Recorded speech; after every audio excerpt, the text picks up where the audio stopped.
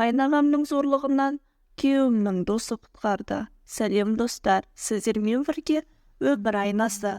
Каналыма тіркеліп, қоңырау белгісін басуды ұмытпаңыздар. Әр қиыншылықтың артында бір қуаныш тұрады дегенді кішкентайымыздан естіп өссек те, басқа түспегесін адам сезіне бермейді екен. Мен күйеуімнен айырылып қалғасын, өмір бақи қара түнекте өмір сүрем деп ойлап едім. Өйткені арада айтуға ауыз бармайтын жағдайлар орын алды. Бірақ 2 жылдан соң өмірім күрт өзгеріп шыға келді дейді Айжамал есімді келіншек. Бүгінде 2 баланың анасы ешкімге ұқсамайтын тағдырын әңгімелеп берді. Көршінің қызы керемет еді демекші, дәл жанымыздағы үйге келін боп түскен адаммын.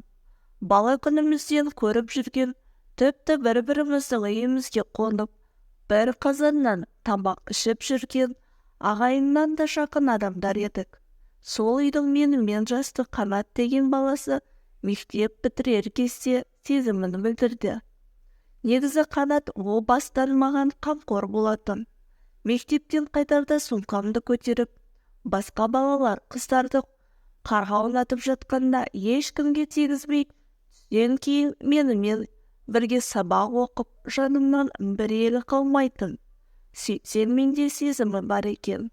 Не керек, екеуміз қыз бен жігіт болуға уәделесіп, қалаға оқуға аттандық. Әзірге екеуміздің махаббатымызды ата-аналарымыз білмей-ақ қойсын дедім мен. Осылайша бір университетке, ол басқа мамандыққа, мен басқасына оқуға түстік.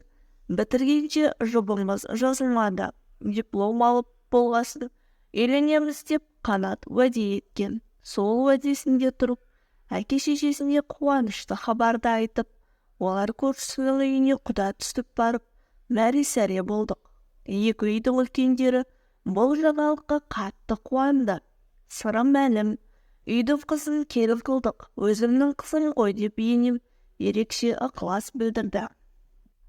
Той жиынды өткізіп, қалаға келіп, екеуміз де бір мектепке жұмысқа тұрдық.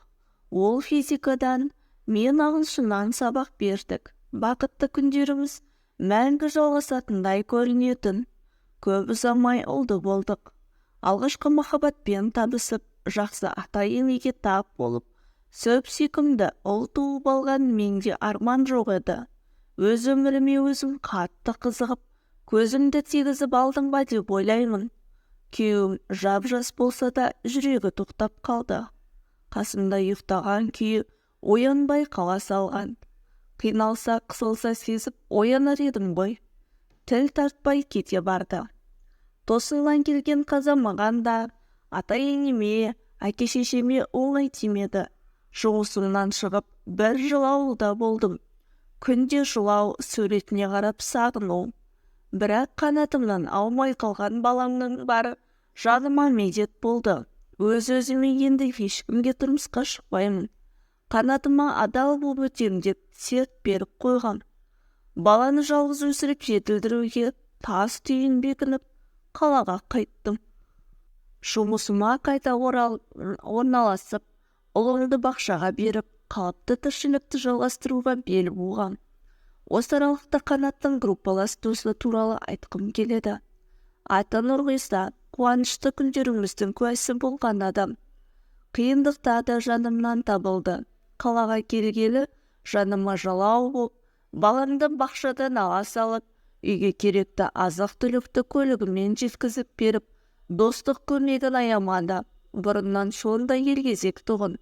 Тойымызды да өзі ұйымдастырып, әріптестерді жалдап, алдымызға түсіп шаба беретін. Досы кеткелі ерекше қамқор болды. Бұл менің Қанат досымның алдындағы парызым деп қамығып қалатын. Бір күні үйге ауылдағы қара шаңырақта тұратын қайнағам келді. Кешкі уақыт тұғын, ол кісі келеді деп күтпеген. Көлігім бұзылып, ауылға жете алмай қалдым. Нұркелдіні көріп кетейін деп соқтым деді. Достарымен кездесуге келген екен. Кішкене ішіп алған сияқты көрінді. Ойымда ештеңе жоқ. Үйге кіргізіп, шай тамағымызды беріп, залға төсек салып берген. Балам екеуміз шырт ұйқыда жатқанда, Жаңағы қайнағам бөлмеге кіріп келіп, мені зорламақшы болды. Сені әмеңгерлікпен алам, басқаға қимаймын деп аузына келгенін айтты.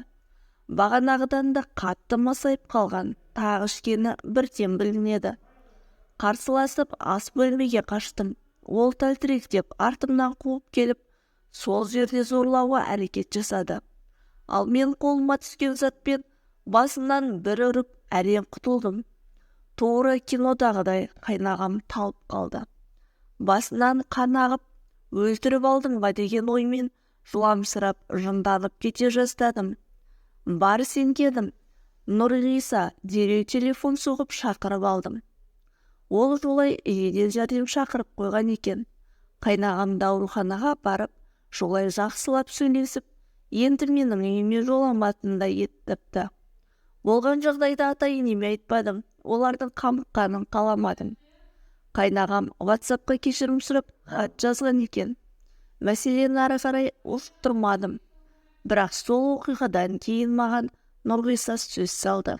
Мен сені бұрыннан ұнататын едім. Бірақ қанаттың бала күнгі махаббаты болғасын, араларыңа түспеп едім. Саған деген сезімім баяғыдай. Мүмкіндік берсең, баламызды бірге өсірейік деді.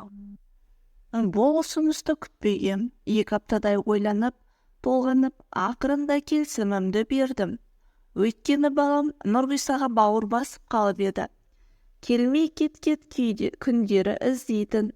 Жағдайда әке-шешеме айттым. Олар ата-енеме жеткізіпті. 1000 жасағыр кісілер ғой, басқа біреуге емес, баламның досына барғаны дұрыс. Не дегенмен Нұрғиса да өз баламыздай боп кеткен деп батасын берді. Ал қайнағам жұмған аузын ашпады, менің бетіме тіке қарай алмайды. Бара қалсақ әрдеңені сылтауратып сыртқа сытылып кетеді. Қараңғы түннен кейін менің күнім туды. Нұрғисаның ата-анасы да көреген ақылды адамдар екен. Менің тағдырымды түсініп, жылы қабылдады. 2 қайын жұртыма апта сайын кезек барып тұрамыз. Тағы бір ұлды болдық. Нұрғисаның бақыттан басы айналып жүр. Шүкір, әр күніме тәубе етіп отырмын.